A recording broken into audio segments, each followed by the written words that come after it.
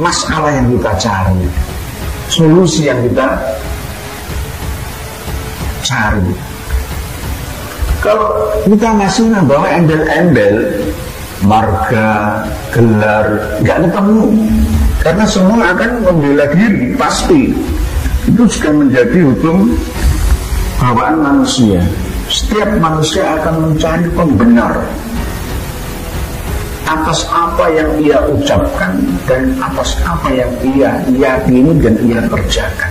Itu pasti.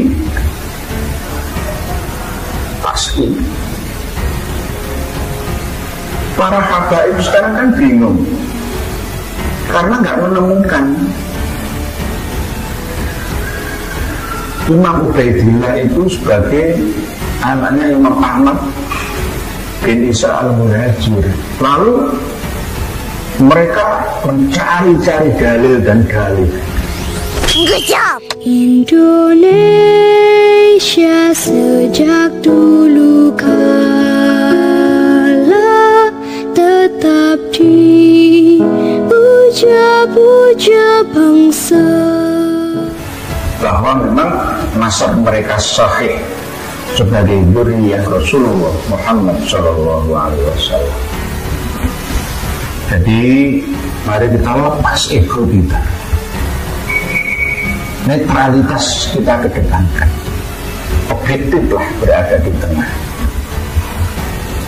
adillah terhadap diri sendiri, karena adil terhadap diri sendiri akan menghantarkan kita mampu adil terhadap orang lain. Dulu aqrabul taqwa. Adil itu dapat mendekatkan diri kita pada ketakwaan. Para pemirsa dan pendengar sekalian, Habib Bahar bin Sumaid membaca kitabnya itu juga salah dan pemahamannya pun keliru. Nah ini beliau membaca wah talafal a'immatu ayyahuma afdalu. Beliau memahami wattafaqo al a'immatu ayyahuma afdalu. Yang dibaca itu ikhtilaf kok. Jadi ittifaq itu bagaimana? Subhanallah, sudah sepakat bahwa yang paling mulia adalah mulianya nasab. Para nasab itu zati. Ini Allah selalu pasti menggiring ke situ. Sama seperti Habib Rizik bin Syihab waktu menerangkan tentang Ali Al-Uraidi. Subhanallah, benar-benar dzurriyyah Rasulullah, terbukti sebagai rawi hadis, ya, diriwayatkan oleh Imam At-Tirmidzi juga. Nah, hadisnya termasuk rawi yang dicantumkan oleh Imam At-Tirmidzi. Subhanallah, benar, bagus, benar. Tapi ketika meloncat ke arah nama Ubaidillah bin Ahmad ke abad 12, ya, ini juga subhanallah loh. Pasti menutupnya dengan kata-kata seperti itu, seakan-akan itu benar gitu. Kiai Haji Nur Ikhyak mengatakan, jadi mari kita lepaskan ego kita, netralitas kita, kedepankanlah adil terhadap diri sendiri. Karena adil terhadap diri sendiri akan mengantarkan kita mampu adil terhadap orang lain. Para pemirsa dan pendengar sekalian, Habib Bahar bin Smith membaca kitabnya itu juga salah dan pemahamannya juga salah. Beliau membaca yang dibaca itu istilah kok jadi istilah. Itu bagaimana? Seakan-akan itu benar. Jadi orang awam yang tidak teliti pasti akan mengikuti pemahaman ini. Oleh sebab ini saya luruskan bahwa yang terjadi di antara para imam atau ulama atau ilmuwan, siapa yang lebih mulia? Faktor keturunankah atau faktor ilmunyakah? Ini masih terjadi perdebatan. Kok tiba-tiba Habib Bahar mengatakan pemufakatan. Itu bagaimana? Ya ini saya maknai dengan makna alam pesantren. Waktalafalan persulayan. Sopo al-a'imatu para imam. Ayyuhuma, sebener ayyu, bukan ayyahuma. Ayyuhuma, utawi diikune mulyane nasab karo mulyane ilmu. Afdal kang luwih utama kala ndika sapa ba'dul ulama'i setengah para wong alim fil mufadhalati, bukan fil mafadhalati, bukan fil mafadilati, fil mufadhalati ing dalem masalah unggul-unggulane. Haina syarafil ilmi ing dalem antarane mulyane ilmu wa syarafin nasabi lan mulyane nasab. Syaraful ilmi mulyane ilmu am syarafun nasabi am syarafin nasabi utawa mulyane nasab an-nabawi kang bangsa kenabian. Jadi lebih mulia mana ilmu atau nasab? Jawabannya adalah dhahaba nganggu, ya. Sopo jampun golongan minal ulama saking para wong alim ala pendirisani ing ngatasi ngunggulno sing nomor loro, yaitu syarafin nasab. Nah ini sebagian golongan ulama itu ada yang mengatakan bahwa nasab itu lebih utama, walaupun dia bodoh. Qalu alasannya apa? Qalu padha ngucap sapa jampun minal ulama li annahu krana temene asani atau nasab iku dzatiyun bangsa zat. Nah ini yang dibanggakan oleh Habib Bahar. Dzati alias internal darah katanya gitu. Nah ini beliau Habib Bahar ini tidak meneruskan wasani arodun. Wasani itu bukan terusannya dari awal, bukan pendapat. Ya, sebagian golongan dari ulama ini mengatakan bahwa lebih utama nasab. Alasannya mereka adalah karena nasab itu dzati, kemuliaan secara internal. Subhanallah banget. Ke arah nama Ubaidillah bin Ahmad. Ya, ini juga subhanallah, seakan-akan itu benar bagi orang awam yang tidak teliti pasti akan mengikuti pemahaman ini. Saya luruskan bahwa yang terjadi di antara para imam atau ulama atau ilmuwan, siapa yang lebih mulia, keturunankah atau faktor ilmiah, ini masih terjadi perdebatan. Ya. Lawastani. Adapun pendapat yang kedua harusnya begitu, wasani lan pendapat ingkang kaping pindho alias ngilmu iku aronun anyar teko alias eksternal, usaha bil kasab.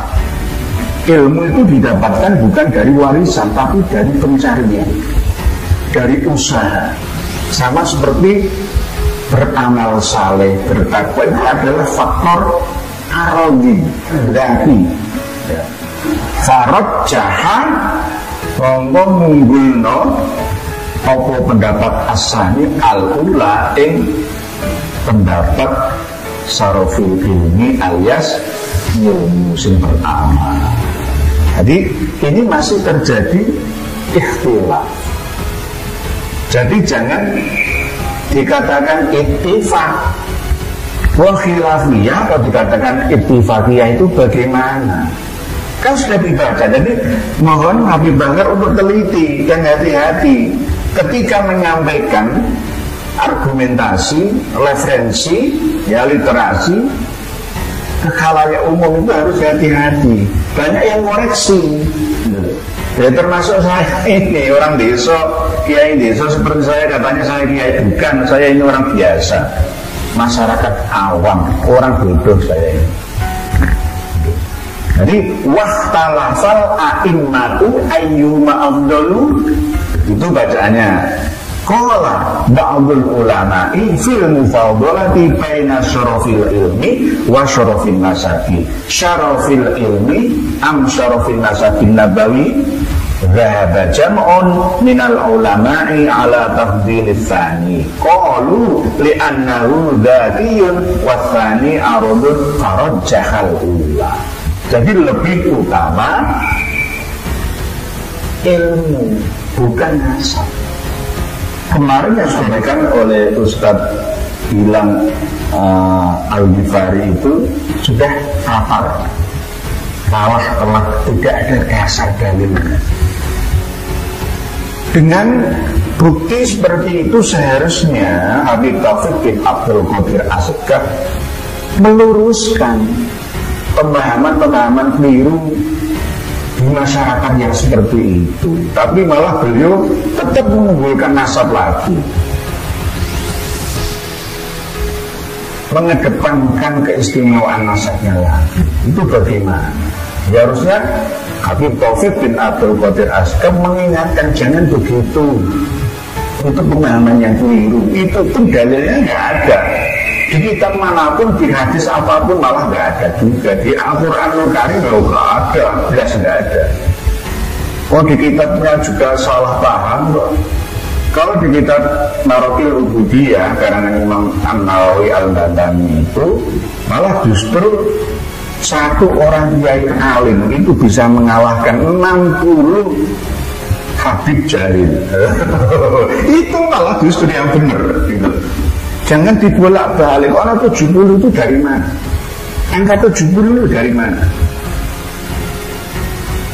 Mungkin itu ya pendapat dari Habib Zain bin Sumed. Itu mungkin juga bisa. Ini kan pendapat. Pendapat itu jangan dipaksakan kepada umat untuk mengikuti dan meyakininya. Jangan seperti itu.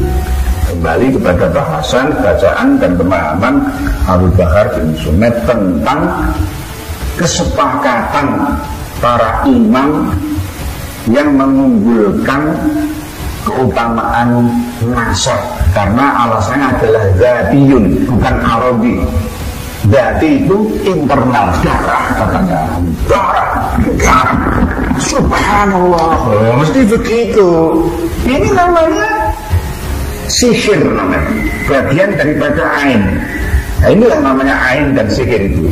Sehingga pengikut fanatik para habib itu masih tersihir sampai sekarang, masih tergendam sampai sekarang. Mohon maaf. Nah, ini mulai lamat-lamat ya, baru bangun dari tidur atau ngantuknya. Banyak yang sudah mulai sadar, netral ya. Cintailah segala sesuatu atau siapapun itu sekedarnya saja, karena suatu saat kamu akan membencinya.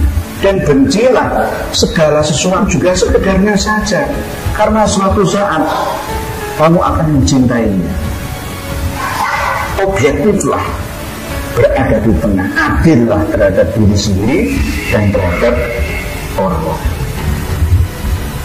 Jadi berbagai macam hujah. Yang pertama sudah saya sanjah tentang Bahrul Ansab dan Abnaul Iman, sudah mentah. Begitu juga sanggahan dari Habib Hanif Al-Aqos, menantunya Habib Rizik, yang menyanggah biaya Haji Imaduddin Usman juga sudah saya katakan mentah, karena mengambil seakan-akan kitab lama. Imam Ubaidillah berkata, dari mana Imam Ubaidillah berkata? Di kitab mana?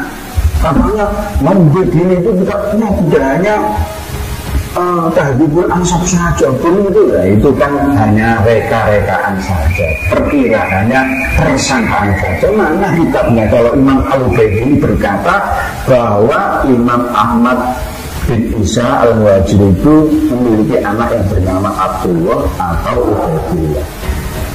4 abad berturut-turut, mulai abad 4, 5, 6, 7 tidak ditemukan. 8 mulai lamat-lamat Ubed atau Abdullah, baru abad 9 mulai ada Abdullah, abad 10 baru tampil Ubaidillah, dikuatkan lagi pada abad-abad setelahnya sampai abad 13 murni ya, sukses ya, mencangkolkan masa itu. Jadi Ubaidillah bin Ahmad bin Isa al-Munajjid. Jangan mimpi di siang bolong lah. Ini bukan kebencian, meluruskan. Sekali lagi meluruskan. Urgensinya apa? Urgensinya adalah amar ma'ruf nahi munkar. Tidak ada kepentingan apapun, hanya amar ma'ruf nahi munkar. Indonesia tanah air beta, pusaka abadi